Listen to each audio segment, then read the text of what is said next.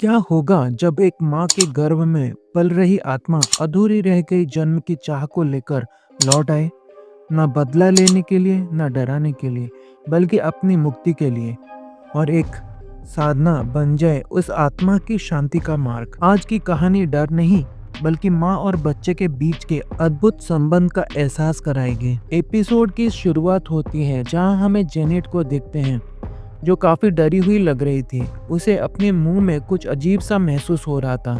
जब वो आईने में देखती है तो उसे उंगलियां बाहर आती हुई दिखाई देती है। इसे देखकर उसकी रूह कांप जाती है और तभी उसके मुंह से एक हाथ बाहर निकलते हुए दिखाई देता है। आखिर ये सब जेनेट के साथ क्या हो रहा था? इसके पीछे कौन था? यही जानने के लिए देखिए ये दहशत और रोंगटे खड़े कर देने वाला ये वीडियो। कहानी की शुरुआत होती है जहां जेनेट अपनी मानसिक स्थिति से काफी परेशान थी। उसे हर वक्त अपने पेट में दर्द महसूस होता रहता था। कई इलाज करवाया लेकिन कोई असर नहीं हुआ। फिर किसी के कहने पर वो योग का उपचार करने के लिए लंदन से भारत आई और एक योग शिक्षिका से मिली। वहाँ कुछ और लड़कियां भी थी। जेनेट सभी से मिली और सबकी आज पहली बार कक्षा शुरू होने वाली थी। गुरुमा सभी को कुछ नियम बताती हैं और सख्ती से पालन करने की चेतावनी देती हैं। गुरुमा कहती हैं कि आप सभी को अगले 7 दिन तक बाहरी दुनिया से कटे रहना होगा। यहाँ से बाहर निकलने का दरवाज़ा अगले 7 दिन तक आपके लिए बंद रहेंगे। मोबाइल फ़ोन इस आश्रम में वर्जित है। सूर्यास्त के बाद भोजन कोई नहीं करेगा। योग या फिर ध्यान करते समय कोई भी अपनी आंखें नहीं खोलेगा। अगले 7 दिन तक कोई भी अपना चेहरा आईने में नहीं देखेगा। और सबसे महत्वपूर्ण और आखिरी नियम, बिना मेरी अनुमति के कोई भी किसी भी तरह का योग या फिर आसन नहीं करेगा। इसके बाद सभी अंदर चले जाते हैं। गुरुमा सभी को कुंडलिनी जागरण के बारे में बताती है और कहती हैं कि कुंडलिनी जागरण करते समय आपको कई कठिनाइयों का सामना करना पड़ सकता है। आपको अपनी भावनाओं पर काबू करना होगा, नहीं तो साधक पागल भी हो सकता है, अपने आप को नुकसान भी पहुंचा सकता है। हमें अपने नकारात्मक ऊर्जा को शरीर से बाहर निकलना है। हमें अपने मृत परिजन की आत्मा भी नजर आ सकती है, इसीलिए आप सभी को धैर्य से काम लेना होगा। अगले ही क्षण गुरुमा सभी को ध्यान लगाने की शिक्षा देने लगती हैं। सभी के आंखें बंद थी। तभी जेनेट को किसी बच्चे की हंसी सुनाई देती है और वो अपनी आंखें खोल लेती है। तभी उसे एक छोटा बच्चा घुटनों के बल चलते हुए उसकी ओर आती हुई दिखाई देती है। उसे देखकर उसके रोंगटे खड़े हो जाते हैं, लेकिन उसके मन में ममता की भावना जागृत हो रही थी। वहीं हम देखते हैं कि सभी लड़कियां भी रो रही थी। गुरुमा सभी को समझाती है, चुप हो जाओ, आपको अपने अंदर की भावनाओं पर काबू रखना सीखना होगा। उस रात जब सब खाना खा रहे होते हैं तो एक लड़की हाथ धोने के लिए बाथरूम जाती है। उसे लगता है कि एक बार तो आईने में अपना चेहरा देख ही लूं, क्या पता इस योग का कोई फायदा हो भी रहा है या फिर नहीं। और जब वो आईने का कपड़ा हटाती है तो हम देखते हैं कि आईने में उसका चेहरा काफी भयावह लग रहा था। इसे देखकर उसकी जान हलक में आ जाती है। वो और जोर से चिल्लाती है, जिसकी आवाज़ सुनकर सभी वहाँ पर आ जाते हैं। गुरुमा उसे डांटती है और कहती है, यदि आपने नियमों का पालन नहीं किया तो इसमें आपकी जान भी जा सकती है। उसी रात जेनेट अपने कमरे से बाहर निकलती है तो वो गुरुमा को कहीं जाते हुए देखती है। वो उनका पीछा करने लगती है। गुरुमा किसी प्रकार का योगासन और मुद्राएं कर रही थी। वो भी उन्हें देखकर उन्हीं मुद्राओं को दोहराने लगती है, लेकिन गुरुमा को ये आभास हो जाता है कि जेनेट उन्हें देख रही है।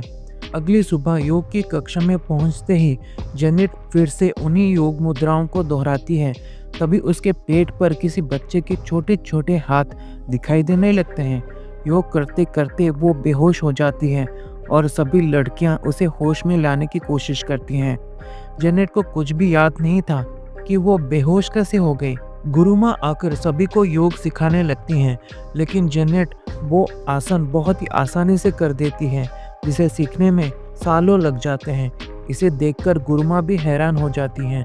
जेनेट कहती है, गुरुमा मुझे भी नहीं पता कि मैंने ऐसा कैसे कर लिया, लेकिन मुझे यहाँ पर कुछ अजीब महसूस हो रहा है। एक दिन जेनेट एक ऐसा आसन करने लगती हैं जिसे करना बहुत कठिन था, और ये आसन किसी के देखरेख और अच्छे प्रशिक्षण के बाद ही संभव था। ये आसन बहुत ही खतरनाक था।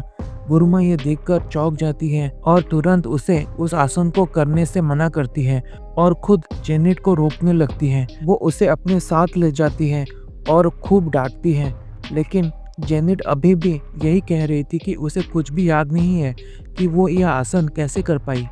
तभी जेनेट के पेट पर दर्द होने लगता है और उसके पेट पर बच्चे के हाथ के छवि उभरने लगती है। बच्चे की किलकारी गूंजने लगती है, जिसे गुरुमा भी देख और सुन पा रही थी। गुरुमा को आभास हो जाता है कि जेनेट की जान खतरे में है। गुरुमा अपने गुरु को वहां पर आने को कहती है। जेनेट दर्द से तड़प रही थी।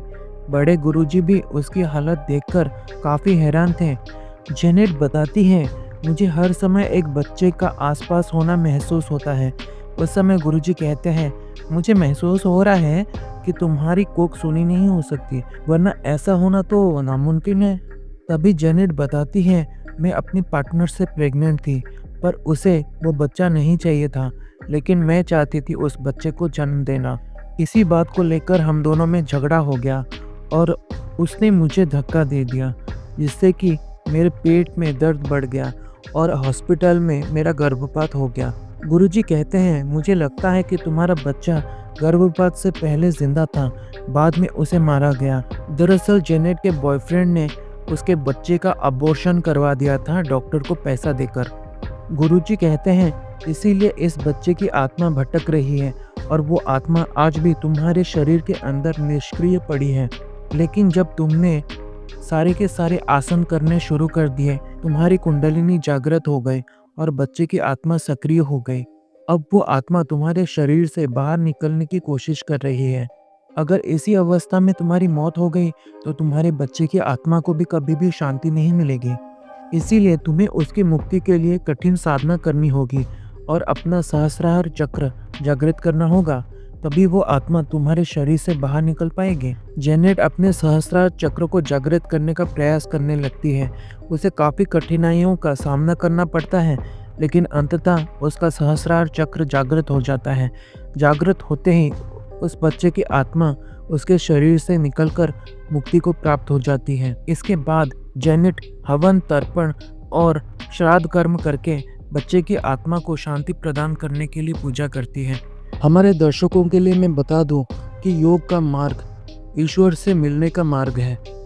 योग के माध्यम से मनुष्य अपनी सारी कमजोरी, अवगुण और सारे नकारात्मकता से मुक्ति पाकर मोक्ष को प्राप्त कर सकता है और ईश्वर की भी प्राप्ति कर सकता है और किसी को मुक्ति भी दिला सकता है। भ्रूण हत्या करना एक तरह का अपराध है, चाहे वो लड़के का हो या फिर लड़की का। धर्मशास्त्रों में इसको महापाप की संज्ञा दी गई है। ये इतना बड़ा पाप है कि इसके लिए भगवान श्री कृष्ण ने अश्वत्थामा की मणि छीन ली और उन्हें सृष्टि के अंत तक भटकते रहने का श्राप दिया। शादी से पहले संबंध बनाकर गर्भवती होना भी गलत है, इसीलिए सोच समझकर कोई भी फैसला ले।